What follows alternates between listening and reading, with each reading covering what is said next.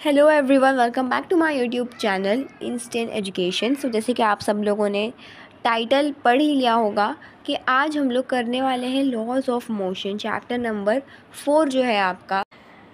तो laws of motion में क्या होता है, मोशन क्या होता है basically, if an object continuously changes its position. If an object, suppose कर, देखो यहाँ पे मैं आपको थ्योरी पार्ट कम और आपको मैं जो आपको प्रैक्टिकल वे में जो होता है, जो नॉलेज होती है, मैं नॉलेज आप लोगों को प्रोवाइड करूँगी। ठीक है, आपको मैं रट्टा बिल्कुल भी नहीं लगवाऊँगी। ठीक है, ओके। तो यहाँ पर if an object changes its position, suppose करो यहाँ पर एक बॉल है, इसको मैंने किक किया। इफ़ एन ऑब्जेक्ट, फिर मैंने किक कर कर कर करके उसको यहाँ पर, मतलब मैंने किक किया, वो यहाँ पे आ गया। तो मतलब if an object continuously changes its position, continuously, ठीक है, changes its what position with respect to time, ठीक है, इज़ कॉल्ड एज मोशन। तो इसी चीज़ को हम लोग कहते हैं मोशन। अगर कोई ऑब्जेक्ट अपना जो पाथ है, जो अपना प्लेस है, उसको लीव करके इधर ट्रैवल कर रहा है, मतलब ये क्या मोशन परफॉर्म कर रहा है। ठीक है, ठीक है, ये चीज़ होगी। ठीक है, तो यहाँ पर आप सब लोगों को एरिस्टोटल जो थे, फैलेंसी मालूम होंगी, सॉरी फैलेंसी। तो यहाँ पर उनका क्या कहना था कि an external force is required.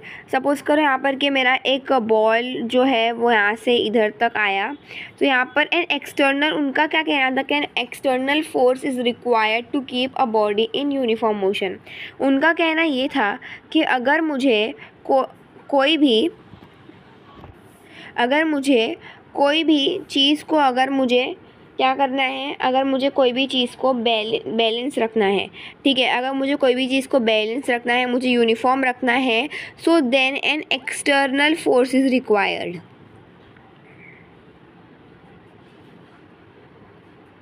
An external force is required, ठीक है। तो अगर ऐसा है कि एन एक्सटर्नल फोर्स आपका रिक्वायर कर रहा है एक बॉडी यूनिफॉर्म में रहने के लिए, तो वो एरिस्टोटल का कहना था, वो उनका कहना था। ठीक है, बट जो है ये लेटर में ये रिजेक्ट हो गई थी। ठीक है, ये गलत साबित हो गई थी।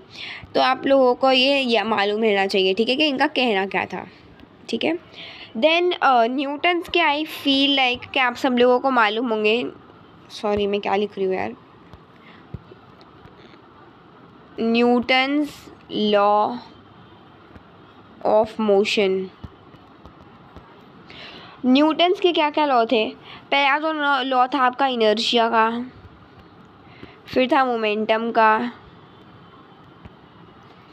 फिर था एक्शन रिएक्शन का। ठीक है, पहला इनर्शिया वाला लॉ मैं आपको सिर्फ बता देती हूँ कि every inanimate object continues to be remain at rest और in unaccelerated uniform unaccelerated motion unless and until it is acted upon an external unbalanced force. उनका कहना क्या था कि अगर यहाँ पर कोई सेब रखा हुआ है, यहाँ पर कोई एप्पल रखा हुआ है, तो ये एप्पल टेबल के ऊपर रखा है, ठीक है, तो ये एप्पल टेबल के ऊपर ही रखा हुआ रहेगा जब तक कोई इंसान उसको आकर हिलाएगा नहीं। ठीक है, मैंने पेड़ क्यों बना दिया है, जब तक कोई इंसान इसको लेगा नहीं तब तक ये जो एप्पल है वो किस में रहेगा, रेस्ट में रहेगा, राइट। तो ये एप्पल रेस्ट में रहेगा, तो इसके रेस्ट मतलब क्या, अनएक्सेलरेट। ठीक है, तो मतलब अगर मुझे इसका जो मोशन है वो चेंज करना है तो एन एक्सटर्नल फोर्स रिक्वायर होगा। मुझे बाहर का, मैं हाथ लगा रही हूँ यहाँ पे, हैंड लगा रही हूँ अपना, ताकि यहाँ पर ये जो है वो एक्सेलरेट हो। मतलब एवरी इनएनिमेट ऑब्जेक्ट हमेशा कंटिन्यू करेगा in the state of rest, ठीक है, in the state of rest or in uniform unaccelerated motion unless and until it is acted upon an external force। ठीक है, सेकेंड वाला कहना क्या था कि पहले बात तो ये कि जो वाला लॉ था, फर्स्ट वाला, उसका इक्विवेलेंस कहाँ का बताता है, वो स्टेट ऑफ रेस्ट का बताता है। ठीक है, and state of uniform motion.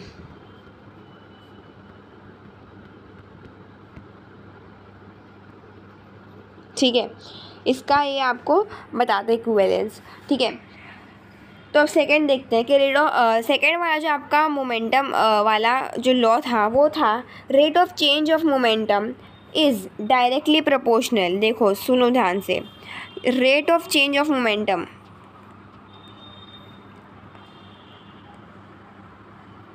Rate of change of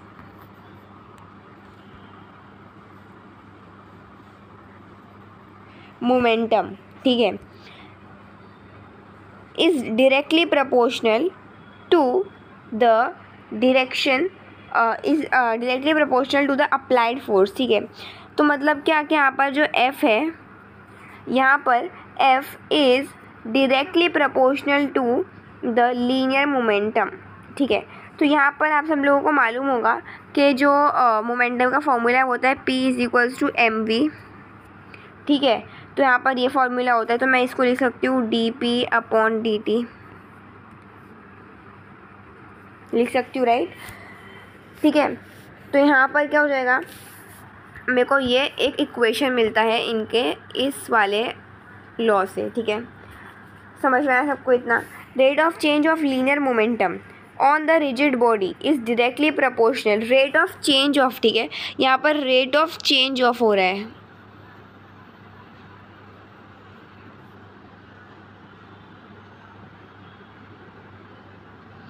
यहाँ पर by the way linear word भी है, मतलब क्या, सीधा, ठीक है। अब हम देखते हैं कुछ और भी चीज़ें, ठीक है। अब हम एक चीज़ नई इंट्रोड्यूस करने वाले हैं इस वीडियो में, जो है हम लोगों का inertial frame of reference, sorry, inertial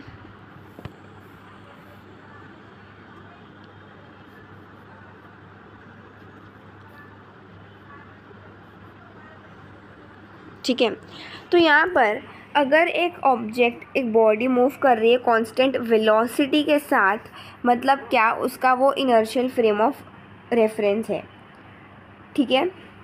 यहाँ पर देखो इनर्शियल फ्रेम ऑफ रेफरेंस मतलब क्या, मैं यहाँ पर खड़ी हूँ तो यहाँ पर मतलब मैं एक्स कोऑर्डिनेट और वाई कोऑर्डिनेट बना रही हूँ, ये जो चीज़ होता है इसी को हम लोग बोलते हैं इनर्शियल फ्रेम ऑफ रेफरेंस, ठीक है।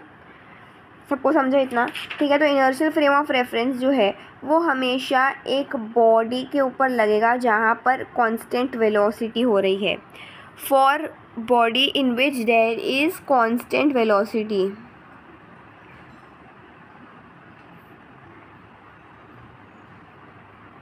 ठीक है। मतलब अगर वेलोसिटी कांस्टेंट है तो हमारा ऑफ कोर्स ए ज़ीरो आ जाएगा, मतलब एक्सेलरेशन ज़ीरो आ जाएगा, ठीक है। और यहाँ पर जो इनर्शियल फ्रेम ऑफ रेफरेंस में आपका जो फोर्स होता है वो होता है आपका रियल फोर्स, ठीक है, वो आपका हमेशा रियल फोर्स ही होगा, ठीक है। और यहाँ पर ऑब्जेक्ट एक्सेलरेट नहीं करेगा, ठीक है, तो ज़ीरो एक्सेलरेशन होगा। अगर हम इनर्शियल फ्रेम ऑफ रेफरेंस की बात कर रहे हैं तो हम लोगों को उसी के साथ साथ एक नई फोर्स भी इंट्रोड्यूस करनी पड़ती है जिसका नाम है स्यूडो फोर्स, ठीक है। स्यूडो फोर्स क्या होता है? स्यूडो फोर्स बेसिकली एक अलग सी फोर्स होती है, फोर्स ही है ये, ठीक है। तो यहाँ पर सपोज़ करो आप बैठे हो एक बस में, खड़े हो आप एक बस में, चलो बैठोगे तो भी चलेगा, ठीक है। यहाँ पर ये आप खड़े हो, ठीक है, और आपने अपना हाथ इधर रखा, हैंडल पे पकड़ा हुआ है, ठीक है, यहाँ पर ये ड्राइवर है, ठीक है। तो जब बस आपका यहाँ पर राइट टर्न लेगी तो आप ना क्या होते हो ना, सॉरी यहाँ पर मैं तो जब बस आगे की तरफ जब जाती है और वो ब्रेक मारती है तो आपको मालूम होगा कि आप पीछे की तरफ धकेल जाते हो, आप पता नहीं, आप इधर हो, सपोज़ करो यहाँ पर आप, ये हैंडल है, ठीक है। तो यहाँ पर ये देखोगे जब आपकी बस राइट जाती है तो आप लेफ़्ट की तरफ घूमते हो, जब आपकी बस यहाँ पे टर्न करती है तो आप खुद यहाँ पे टर्न होते हो। तो यहाँ पर कोई आपको ना धक्का दे रहा है, ठीक है, ना कोई आपको यहाँ पे धक्का दे रहा है और ना ही आपका मतलब कोई कुछ भी चीज़ कर रहा है, ना ही कोई एक्सटर्नल फोर्स आ रही है। तो भाई ये फोर्स है क्या? ये फोर्स कौन सी फोर्स है? तो वो ही है ये स्यूडो फोर्स, जिसका हम लोगों को पता नहीं है, ठीक है। तो मतलब क्या, फोर्स जो होता है हमारा बेसिकली वो होता है ma, लेकिन स्यूडो फोर्स के लिए वो होता है -ma, ठीक है, वो होता है -ma। हमेशा ये बात याद मत रखना कि स्यूडो फोर्स है तो आपका जो फोर्स रहेगा वो हो जाएगा -ma, ऐसी बात नहीं है। रियल फोर्स और स्यूडो फोर्स एक दूसरे के अपोजिट हैं। क्या है? अपोजिट है, ठीक है। इस बात को आपको ध्यान रखना है, ठीक है। तो यहाँ पर एक बार लिमिटेशन भी देखते हैं न्यूटन्स के लॉ के, ठीक है। तो यहाँ पर मैं कैमरा ऑन कर देती हूँ, वेट।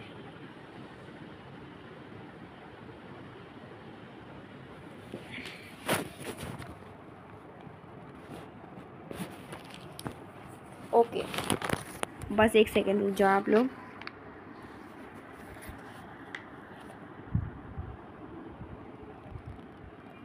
ओके, तो यहाँ पर जो है आपका लिमिटेशन, ठीक है, and alternative solution for Newton's के लॉ, ठीक है। तो यहाँ पर आप ध्यान से देखोगे तो Newton's law of motion is not applicable for non inertial frame of reference. देखो, non inertial frame of reference में ना आपका रियल फोर्स भी इंट्रोड्यूस नहीं होगा, ठीक है। यहाँ पर एक बात आपको ध्यान रखना है कि जब भी आप non inertial frame of reference की बात करोगे तो आपका ना यहाँ पर स्यूडो फोर्स हमेशा इंट्रोड्यूस होता है,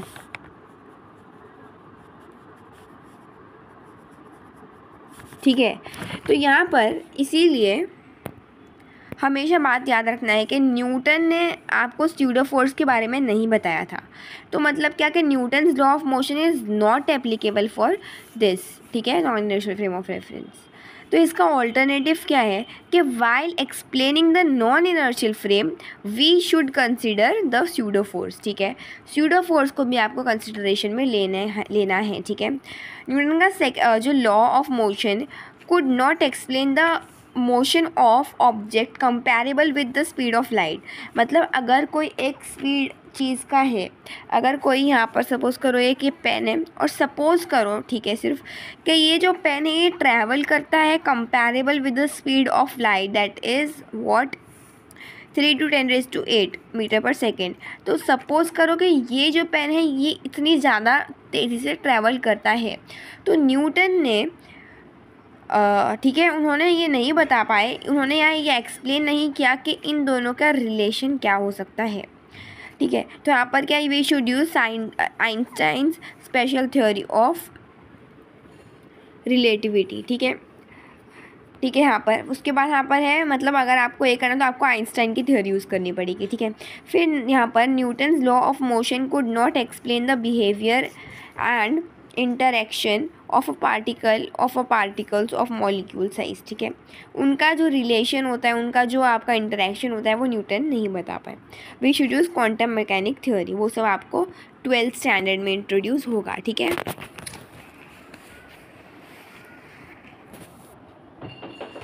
ओके, तो यहाँ पर अब हम बढ़ते हैं आगे। चलो अब हम देखते हैं टाइप्स ऑफ फोर्सेस के बारे में, टाइप्स ऑफ फोर्सेस के बारे में। तो यहाँ पर जो हमारे टाइप्स ऑफ फोर्सेस होते हैं,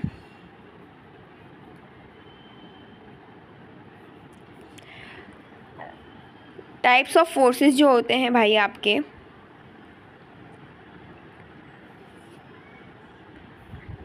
वो होते हैं 4 टाइप के। पहला होता है ग्रेविटेशनल फोर्स,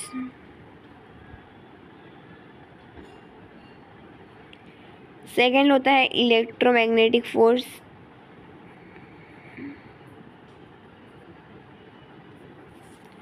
थर्ड होता है strong nuclear force and fourth होता है weak nuclear force.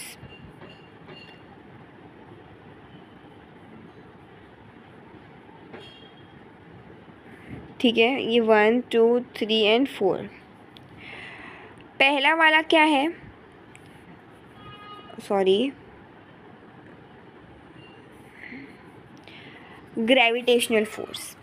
Gravitational force आपका चैप्टर नंबर आपको 5 में मिलेगा, पूरा इसी में बेस है ग्रेविटेशनल फोर्स। तो ग्रेविटेशनल फोर्स क्या होता है? The force of attraction between the two point separated by some distance. यहाँ पर करो सपोज मेरा यहाँ पर सन है, ठीक है, सन है और यहाँ पर ये ऑर्बिट है और यहाँ पर हमारा धरती घूम रही है, ठीक है।